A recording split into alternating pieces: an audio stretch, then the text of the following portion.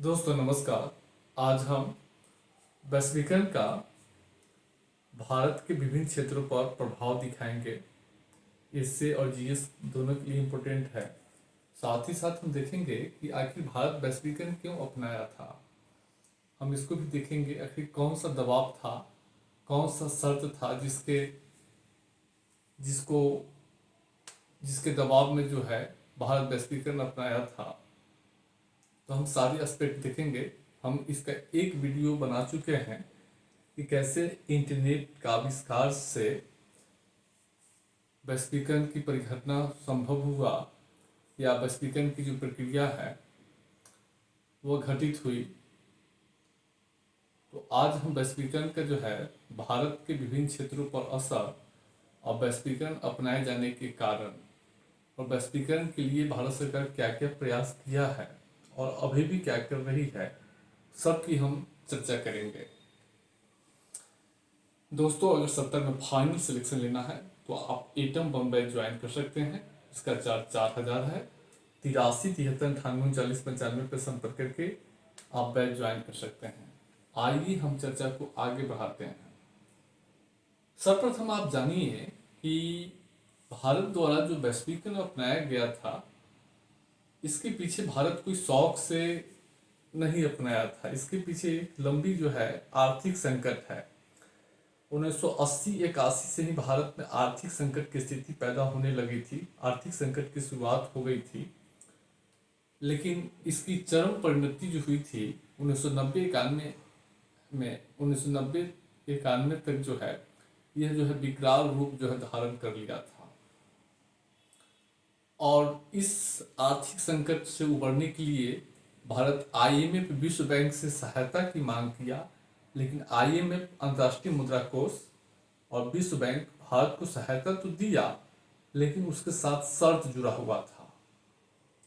और शर्त यानी उस दबाव में जो है, यानी आईएमएफ और विश्व बैंक के दबाव में भारत जो है वैश्वीकरण जो है अपनाया था। जैसा कि आप सब जानते हैं कि कई बार अगर कोई आदमी संकट में होता है तो मदद करने वाले तो बहुत लोग, कुछ लोग निस्वार्थ मदद करते हैं, कुछ लोग मदद तो करते हैं लेकिन बाद में दबाव बना देते हैं। आप किसी से पैसा लीजिएगा, कई बार आपको अनुभव हुआ होगा कि किसी से पैसा लीजिएगा तो कई बार वो आपके देह पर चढ़ जाएगा। कुछ लोग ऐसे होते हैं जो पैसा दे देगा, शांत हो जाता है, कोई मतलब नहीं है, जब होना होगा देगा। लेकिन 99% लोग ऐसे हैं कि अगर आप किसी से सहयोग लीजिएगा तो चढ़ जाता है आपको। वो अपनी बात मनवाने लगेगा, आप कंट्रोल करने लगेगा। कई बार जो है, क्योंकि हम भी अपने जीवन में बहुत लोगों से पैसा लिए, बहुत लोगों को दिए, लेकिन मेरा अपना ऐसा सिद्धांत नहीं है, लेकिन बहुत सारे हम भी सामना किए कि जब आप किसी से पैसा लेते हैं तो आपको कंट्रोल करने लगता है। इसलिए किसी भी प्रकार की जो फ्री होता है, उधारी होती है, वह जो है और कंट्रोल में जो है आप आ जाएंगे। इसलिए जब भी आप सहायता लीजिए तो ब्याज पे लीजिए पैसा, ताकि वो कंट्रोल आपको ना करे, क्योंकि उसको भी इंटरेस्ट मिल रहा है। लेकिन पैसा उधारी हथफेर एक कंट्रोलिंग होने लगता है। अगर 1 महीना से ज्यादा का है तो वही स्थिति भारत के साथ थी। भारत में भी संकट की स्थिति थी और भारत संकट से उबरना था। भारत को अब संकट से उबरना था तो सहायता तो आईएमएफ और डब्ल्यूबीओ से ही मिल सकता था। सहायता तो मिला, लेकिन दबाव बढ़ गया। कुछ बात मानने के लिए शर्त जो है लगा दिया गया था कि अगर आप शर्त मानिएगा तो हम आपको सहायता देंगे, संकट से निकालेंगे। उसी शर्त के आलोक में भारत वैश्वीकरण जो है अपनाया था। आखिर वह देखेंगे कि क्या क्या जो है कारण है। 1980-81 से ही भारत में आर्थिक संकट की शुरुआत हो गई थी और उस आर्थिक संकट में कई प्रकार का संकट था। एक है भुगतान शेष संकट। सबसे पहले जानिए भुगतान शेष क्या होता है। भुगतान शेष का आशा है किसी भी निश्चित अवधि में या 1 वर्ष में किसी भी देश का शेष देश के साथ मौद्रिक सौदों का लेखा जोखा होता है। यानी भुगतान शेष को सरल शब्दों में कहिएगा तो भुगतान शेष का अर्थ है एक वर्ष में किसी किसी देश का विश्व के विभिन्न देशों के साथ जो लेन देन होता है, जो मौद्रिक लेन देन होता है, वही भुगतान शेष होता है, उसी का लेखा होता है।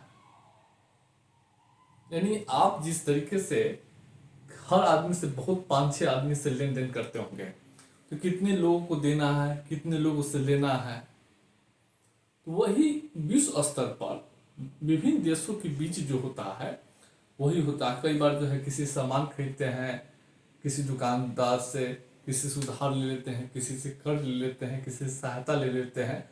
ठीक भुगतान शेष में यही होता है कि आप निर्यात कर रहे हैं, आयात कर रहे हैं, कर्ज ले रहे हैं, ऋण ले रहे हैं, पूंजी प्राप्त कर रहे हैं, सहायता ले रहे हैं, गिफ्ट ले रहे हैं, तो इस सब का रिकॉर्ड जो होता है, लेन देन का रिकॉर्ड होता है बैलेंस ऑफ पेमेंट। बड़ा सरल शब्दों में आपको बताया है। भुगतान से संकट पैदा हो गया था। भुगतान से संकट दो किसी देश में है या नहीं, दो चीज से पता होता है। एक चालू खाता घाटा बढ़ जाता है, यानी चालू खाता घाटा का अर्थ है कि आप आयात जो है निर्यात से ज्यादा कर रहे हैं,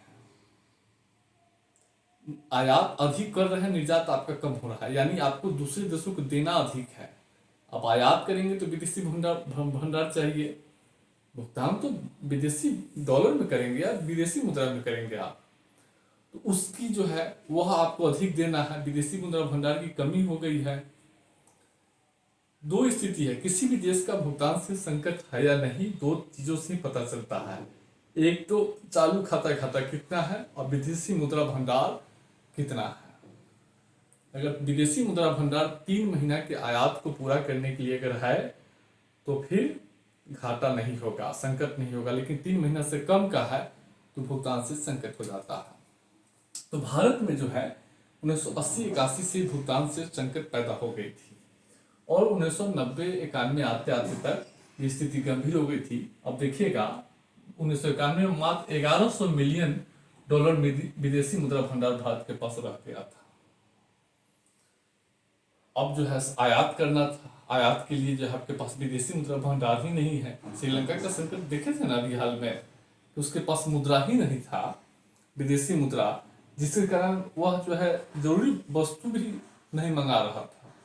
जो जीवन की जो दैनिक जो जीवन की वस्तु है, सामान्य जो है आवश्यक जो वस्तु है, उसका भी आयात नहीं कर पा रहा था। दूसरी बात क्या हुआ कि 1980-81 से ही गैर विकासात्मक व्यय पर अधिक व्यय करने के कारण राजकोषीय घाटा जो है 1990-91 में बढ़कर 7.8% हो गया था। राजकोषीय घाटा कब बढ़ता है? राजकोषीय घाटा जो है बढ़ने के पीछे क्या कारण है? राजकोषीय घाटा क्या अर्थ है? राजकोषीय घाटा का सीधा अर्थ है कि एक वर्ष में आप विश्व के विभिन्न देशों से सरकार की ऋण, टोटल ऋण जो है प्रदर्शित करता है कि सरकार अपने खर्च को पूरा करने के लिए किन किन स्रोतों से ऋण लिया है, ऋण प्रदर्शित करता है। तो सरकार का घाटा 7.8% हो गई थी। यानी सरकार गैर विकासात्मक व्यय में 1980-81 से ही अधिक व्यय करने के कारण क्या हुआ कि घाटा बढ़ गया था। उसके अलावा मुद्रास्फीति का दबाव था। 1990-91 में जो है 10.3% वार्षिक इन्फ्लेशन हो गया था। तो ये अर्थव्यवस्था की संकट बढ़ गई थी, इस संकट आ गया था। अब क्या हुआ कि संकट से जो है निपटने के लिए सरकार को क्या चाहिए? पैसा चाहिए था। अब पैसा के लिए जो है राजकोषीय घाटा, पैसा के लिए क्या चाहिए? भारत सरकार विश्व बैंक और IMF के पास गया कि हमको विदेशी मुद्रा भंडार जो है बहुत कम हो गया है, राजकोषीय घाटा है, इन्फ्लेशन है, हमको जो है ऋण दिया जाए। विश्व बैंक कहा कि हम देंगे IMF, लेकिन शर्त है कि आप भारत सरकार को कहा कि शर्त है भारत सरकार अस्थायी एवं संरचनात्मक समायोजन कार्यक्रम को लागू करे। ये जो प्रोग्राम है अस्थायी एवं संरचनात्मक समायोजन कार्यक्रम, इसको लागू करे। अब जो है और इस कार्यक्रम के 3 हिस्से थे। पहला था एक अस्थायित्व, यानी राजकोषीय घाटे और मुद्रा की पूर्ति में वृद्धि को कम करना। यानी भारत में जो राजकोषीय घाटा गैर विकासात्मक व्यय में जो है अधिक खर्च कर रहा था। गैर विकासात्मक व्यय क्या है? अगर आप इसको देखेंगे, अब सब्सिडी में अधिक खर्च करना, सब्सिडी अधिक ब्याज भुगतान करना, शिक्षा, स्वास्थ्य, खाद्य सुरक्षा, पेयजल, इस पर जो है अधिक खर्च करना, जो सामाजिक क्षेत्रों पे खाने पीने पे जो है अधिक खर्च करना गैर विकासात्मक व्यय हो जाता है। वेतन पर अधिक खर्च करना, वेतन पे, खाद्य सुरक्षा पे या विभिन्न प्रकार की सब्सिडी पर अधिक खर्च करना। तो विश्व बैंक कहा कि आप इसमें कटौती करें, सब्सिडी में कटौती करें और मुद्रा की पूर्ति में भी वृद्धि को कम करे, यानी मुद्रा की छपाई को कम करे। सरकार जो है अर्थव्यवस्था में कम से कम पैसा जो है डाले, अस्थायित्व का अर्थ है। दूसरा था नीतियों का उदारीकरण, उत्पादन, निवेश और कीमत पर जो सरकारी नियंत्रण है उसको कम करे। देखते होंगे कि पहले सरकार जो है डीजल का कीमत निर्धारित करता था, पेट्रोल का कीमत निर्धारित करता था, राशन का कीमत निर्धारित करता था। पीडीएस सिस्टम के माध्यम से सब चीज का जो स्टील का कीमत निर्धारित करता था। आप देखे होंगे सरकार ही जो है मूल तय करती थी कि स्टील इतना में बिकेगा, मिट्टी तेल इतना में बिकेगा, पेट्रोल इतना में बिकेगा, डीजल इतना में बिकेगा, उर्वरक जो इतना में बिकेगा, सरसों तेल इतना में बिकेगा, चीनी इतना रुपये बिकेगा।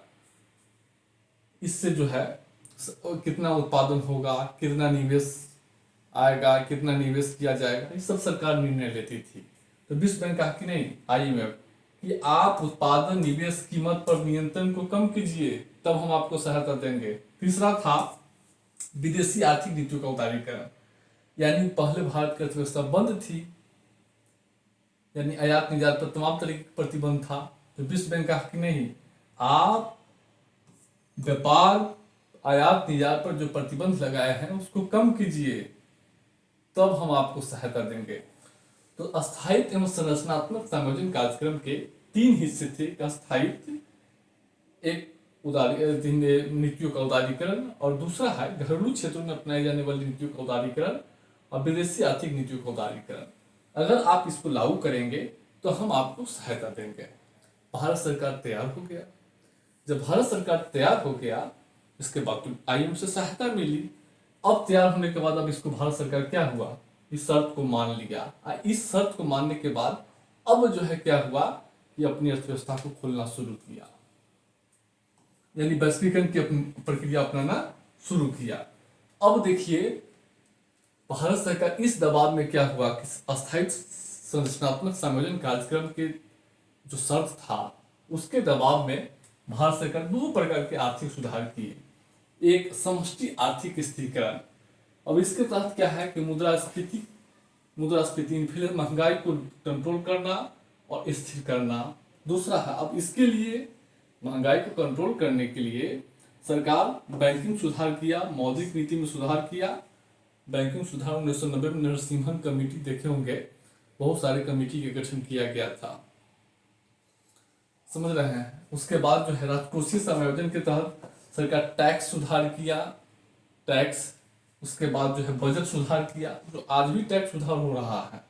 FRDM एक्ट जो है पारित किया गया, सब्सिडी में कमी की गई और ई गवर्नेंस को बढ़ावा दिया जाने लगा, ताकि सरकारी बहाली को कम किया गया ई गवर्नेंस के माध्यम से। और साथ ही साथ प्रशासनिक दक्षता को बढ़ावा देने के लिए तकनीकी की ई गवर्नेंस को जो है प्रचार प्रसार किया जाने लगा 1991 से ही। उसके बाद भुगतान शेष में समायोजन के लिए चालू खाते, पूंजी खाते की जो है परिवर्तनीयता जो है लागू की गई। इसके लिए जो है चालू खाते या पूंजी खाते पर जो है परिवर्तनीयता जो है लागू की गई थी। हालांकि पूंजी खाते में परिवर्तनीयता जो है पूरी तरीके से लागू नहीं है भारत में, इसलिए रुपये की आंशिक रुपये की पूर्ण परिवर्तनीयता है।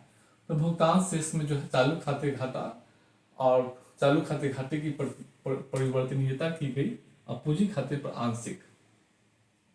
और वित्तीय क्षेत्र में और एक कदम उठाया गया था कि ढांचागत सुधार। इसके तहत जो है व्यापार और पूंजी प्रवाह में सुधार किया गया, औद्योगिक नियंत्रणों को समाप्त किया गया और विनिवेश जो है किया गया था। साथ ही साथ वित्तीय क्षेत्र में भी सुधार किए गए थे।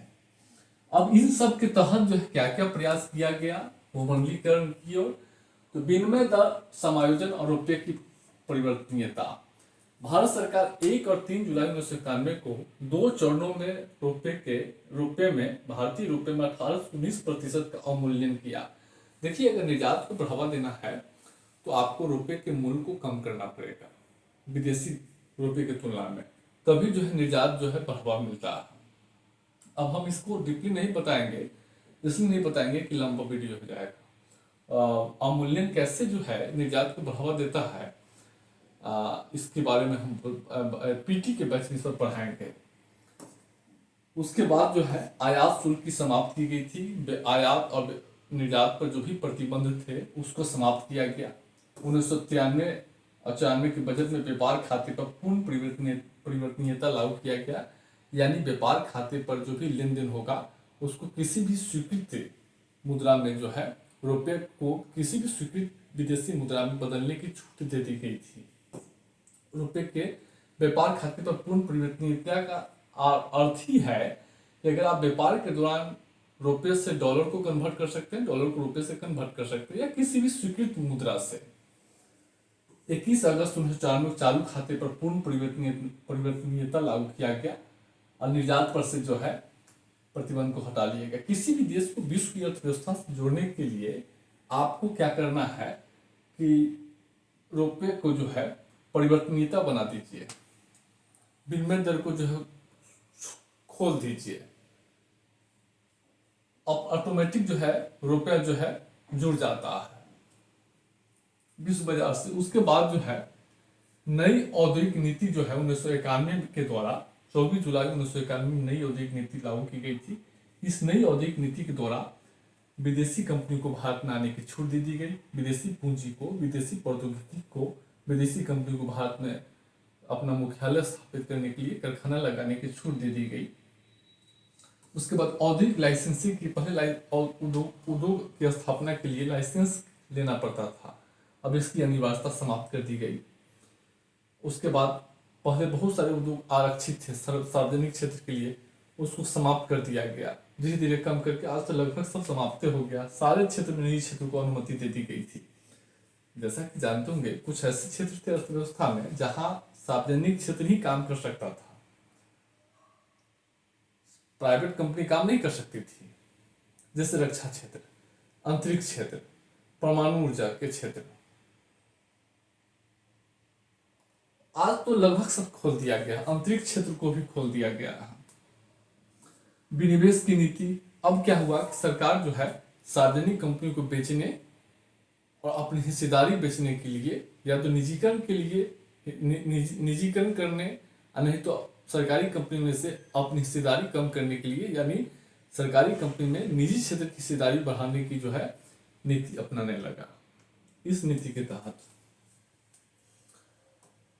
अब क्या हुआ कि इस सब के बाद जो है भारत की अर्थव्यवस्था विश्व की अर्थव्यवस्था से जुड़ गया। क्यों? क्योंकि आयात निर्यात पर प्रतिबंध हटा दिया गया, विदेशी कंपनी को भारत में आने की छूट दे दी गई, भारतीय रुपया को विदेशी रुपया में बदलने की छूट दे दी गई, आने जाने भारतीय कंपनी को विदेशों में मुख्यालय कारखाना स्थापित करने के लिए कारोबार करने की छूट दे दी गई, विदेशी कंपनी को भारत में आने की छूट दे दी गई, पूंजी प्रौद्योगिकी पर जो भी प्रभाव था या व्यापार में जो रुकावट था उसको समाप्त कर दिया गया, यानी अब पूरी तरीके से जुड़ गया।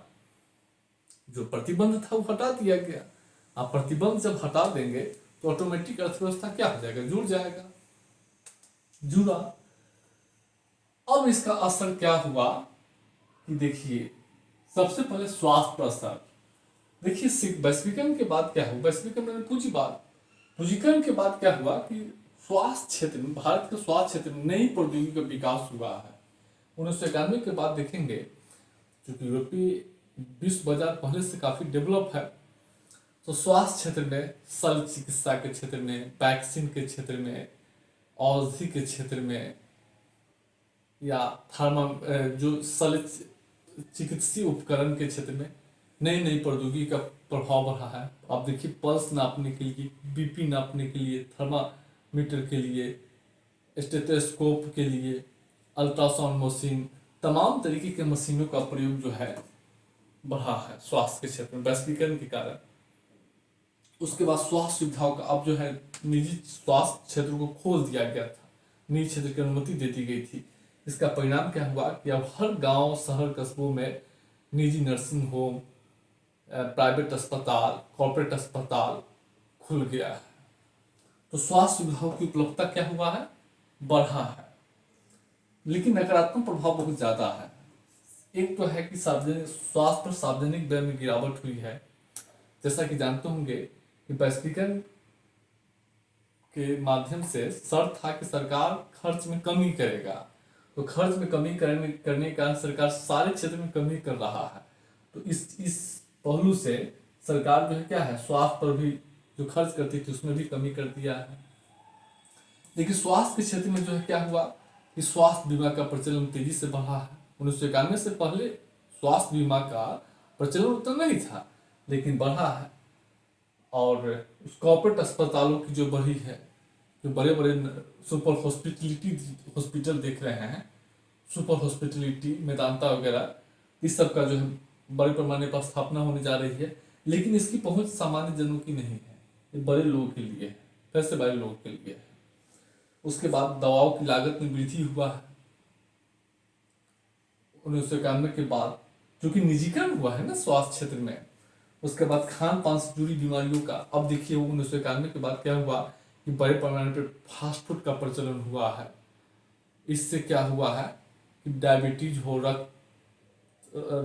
हो, मोटापा हो, इस का जो है प्रकोप जो है बढ़ा है। साथ ही साथ विश्व की अर्थव्यवस्था से जुड़ जाने के कारण क्या हुआ है कि भारत में नए नए वैश्विक रोगों का प्रसार हो रहा है। कोरोना देखिए चीन में फैला, चीन में उद्भव हुआ और सीधे भारत में फैल गया, और भारत में बड़े पैमाने पर लोगों की मृत्यु हुई है। 45 लाख से ऊपर द्वितीय चरण में जो है मृत्यु हुई है। तो वैश्विक रोग का प्रसार बढ़ गया है, तो ये नकारात्मक असर है। शिक्षा के क्षेत्र में भी सकारात्मक असर पड़ा है। एक तो क्या है कि शिक्षा के क्षेत्र में तकनीकी प्रबंधकीय शिक्षा का व्यापक प्रचलन बढ़ा है 1991 के बाद, क्योंकि सूचना संचार प्रौद्योगिकी का विकास हुआ, औद्योगिकरण को बढ़ावा मिला है। इससे उद्योग की मांग के लिए नई नई टेक्नोलॉजी का आविष्कार किया गया है।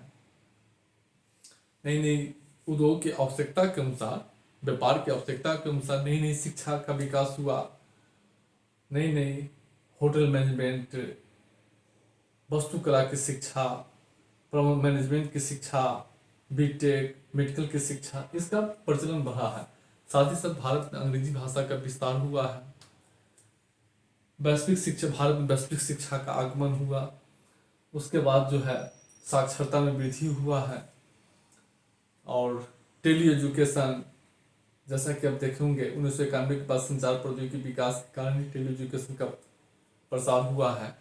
और स्वास्थ्य के क्षेत्र में टेलीमेडिसिन, नई नई प्रौद्योगिकी का विकास जो है हुआ है।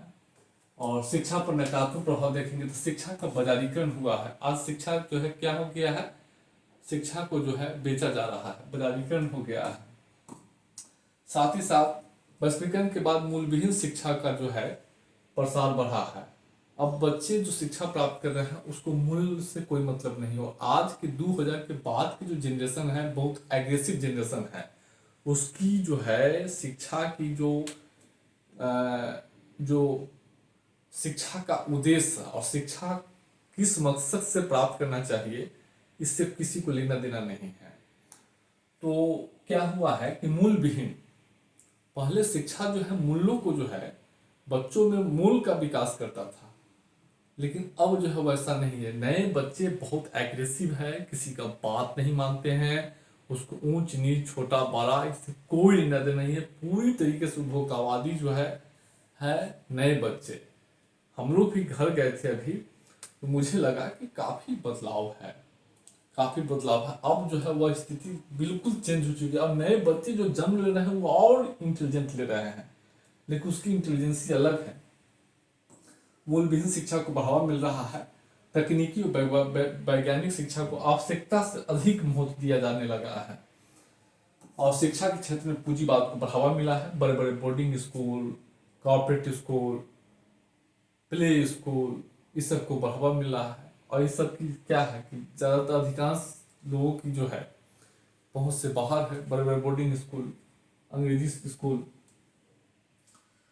राजनीतिक क्षेत्र पर भी सकारात्मक प्रभाव देखेंगे। राजनीतिक क्षेत्र में 1991 के बाद क्या हुआ, वैश्वीकरण के बाद राज्य प्रशासन की परंपरागत भूमिका में बदलाव आया है, शासन प्रशासन की। और आज का जो है, पहले ध्यान जो है लोक कल्याण पर अधिक था, लेकिन अब सरकार का ध्यान न्यूनतम हस्तक्षेपकारी हो गया है। जैसा कि जानते होंगे कि वैश्वीकरण के कारण क्या हुआ कि सरकार को सार्वजनिक व्यय में यानी खर्च में कटौती करने की नीति अपना रही है। और खर्च में कटौती करने के कारण क्या हुआ कि लोक कल्याण पर सरकार को जो खर्च करनी चाहिए उसमें कमी हुई है।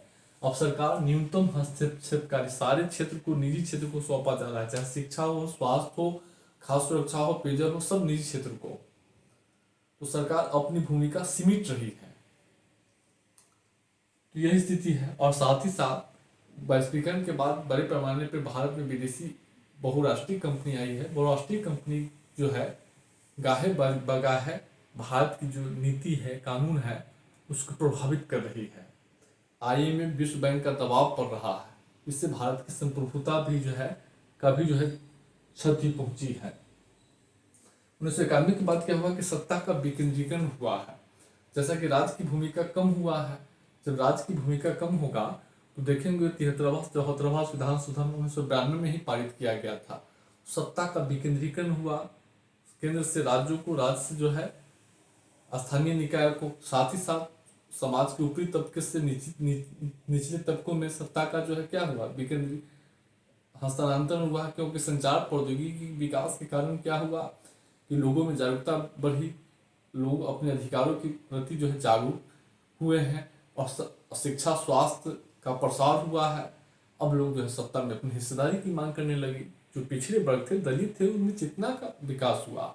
जब चेतना बढ़ेगा, उनकी सामाजिक आर्थिक स्थिति अच्छी होगी तो ऑटोमेटिक वो क्या करेगा, सत्ता में दावेदारी मांग करेगा, सत्ता में हिस्सेदारी की मांग करेगा। तो यही कारण है कि 1991 के बाद जो है बड़े पैमाने पर कई राज्यों के मुख्यमंत्री पिछड़ी जाति से, दलित जाति से है। मायावती हो, मुलायम सिंह यादव हो या लालू प्रसाद यादव, समझ रहे हैं, या नरेंद्र मोदी ही अपने आप को पिछड़ा साबित करते हैं, पिछड़ा ही बोलते हैं। तो सत्ता का विकेंद्रीकरण दो स्तर पर हुआ है। एक तो केंद्र से राज्य, राज्य से स्थानीय निकायों को, और एक समाज के ऊपरी तबकों से निचली तबकों के बीच, निचली तबकों में। उसके बाद क्या हुआ, राजनीतिक क्षेत्र में कुछ नकारात्मक असर पड़ा है। एक संचार तकनीकी के विस्तार से कुछ सकारात्मक असर है। यह सकारात्मक असर है, वह सकारात्मक देखिए संचार तकनीकी के विकास से राज्य की जो है, राज्य की शक्ति में वृद्धि हुआ है। आज सरकार जो है इतनी मजबूत है कि सूचना संचार प्रौद्योगिकी प्रभाव से सरकार सारी जनता के जो है रिकॉर्ड अपने पास रखती है। वो आधार कार्ड के माध्यम से देखिए सारा रिकॉर्ड सरकार के पास है, पैन कार्ड के माध्यम से, वोटर ID कार्ड के माध्यम से। तो सरकार जिस समय जब चाहेगी, जिस जनता को पकड़ना होगा पकड़ सकती है।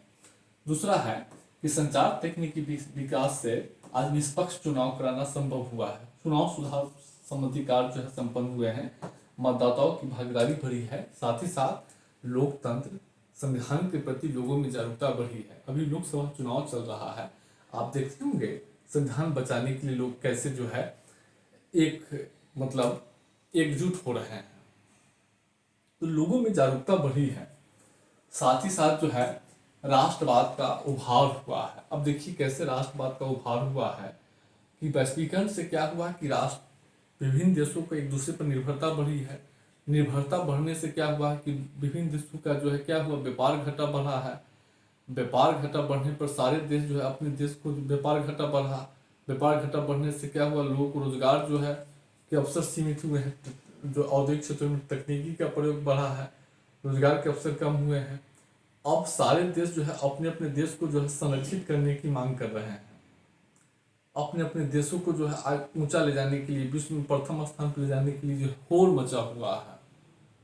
आत्मनिर्भरता की जो है बढ़ावा दी जा रही है, स्वावलंबन का बढ़ावा दिया जा रहा है। अब इससे क्या हुआ है कि सारे देशों में एक प्रतिस्पर्धा पैदा हो गई है और अब उस देश की जनता जो है अपने देश को जो है महान बनाने के लिए जो है कूद पड़ा हुआ है। भारत में देखिए ना, 2047 तक विकसित राष्ट्र बनाने के लिए लोग जो है एकदम मंत्रमुग्ध है, मंत्रमुग्ध है। तो राष्ट्रवाद का उभार हो रहा है संचार तकनीकी के प्रसार से। कुछ आर्थिक संकट भी लोगों को जो है आत्मनिर्भर बनाने के लिए जो है प्रेरित कर रहा है। जब राष्ट्र को आत्मनिर्भर बनाने की बात होंगे तो राष्ट्रवाद ही होगा, अपने राष्ट्र को ऊंचा उठाने की। यही कारण है कि ब्रिटेन क्या हुआ, यूरोपीय यूनियन से बाहर हो गया। जर्मनी में एंजेला मर्केल जो है चुनाव हार गई। फ्रांस में जो है दक्षिणपंथी जो है पार्टी सत्ता में आ गई है। भारत में भी जो है नरेंद्र मोदी जो है तीसरे टर्म में जो है प्रवेश करने जा रहे हैं। हालांकि इस पर बहुत दिक्कत है। तो यह स्थिति है। उसके बाद जो है कृषि पर जो है, भारतीय कृषि पर भी देखेंगे, अर्थव्यवस्था पर। सबसे बड़ी अर्थव्यवस्था पर क्या असर पड़ा है कि भारत की अर्थव्यवस्था विश्व की 5वीं सबसे बड़ी अर्थव्यवस्था बन गई है। और वैश्वीकरण के कारण क्या हुआ, कृषि उद्योग के बीच सहयोग मजबूत हुआ है। खाद्य प्रसंस्करण उद्योग देख रहे हैं, जैसे वैश्वीकरण के बाद लोगों की जीवन शैली में बदलाव आया है। फास्ट फूड का प्रचलन बढ़ा, लोग जो है काम में ज़्यादा व्यस्त होने लगे हैं, महिलाओं की श्रम बाजार में भागीदारी बढ़ी है। इस सब से क्या हुआ है कि खाद्य प्रसंस्करण उत्पादों की मांग बढ़ी है।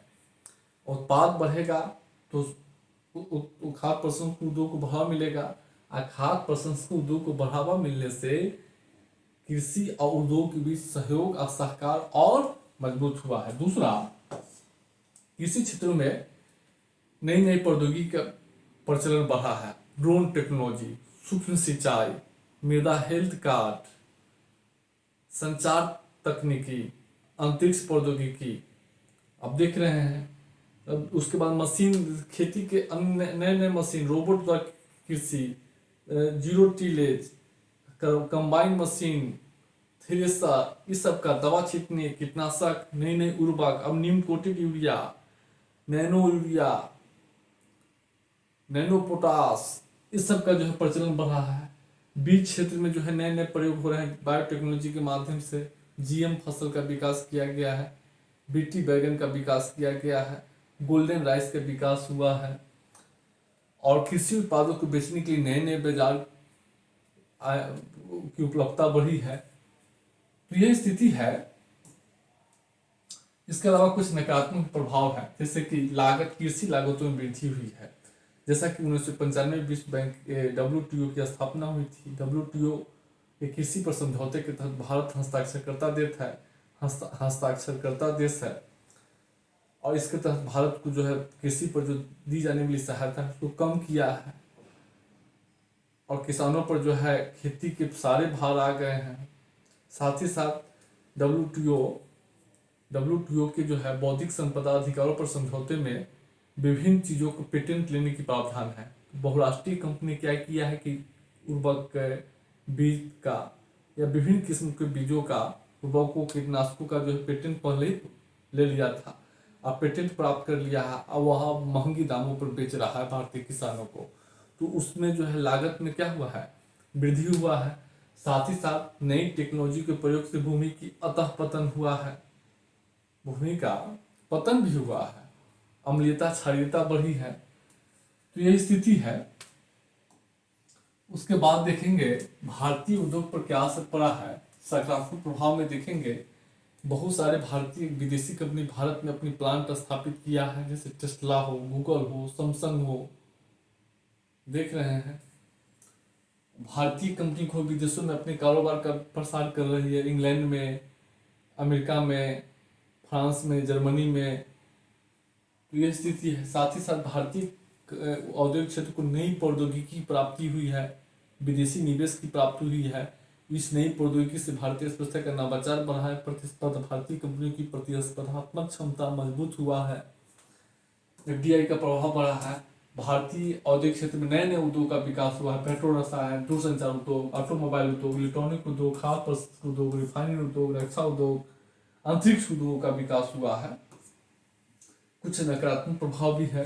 भारतीय औद्योगिक क्षेत्र को विदेशी बहुराष्ट्रीय कंपनियों से प्रतिस्पर्धा करना पड़ रहा है, और उस प्रतिस्पर्धा में भारतीय कंपनी पिछड़ रही है, क्योंकि बहुराष्ट्रीय कंपनी के पास अथाह पूंजी है, उसके पास टेक्नोलॉजी है, वो लंबे समय तक जो है घाटा सह सकता है।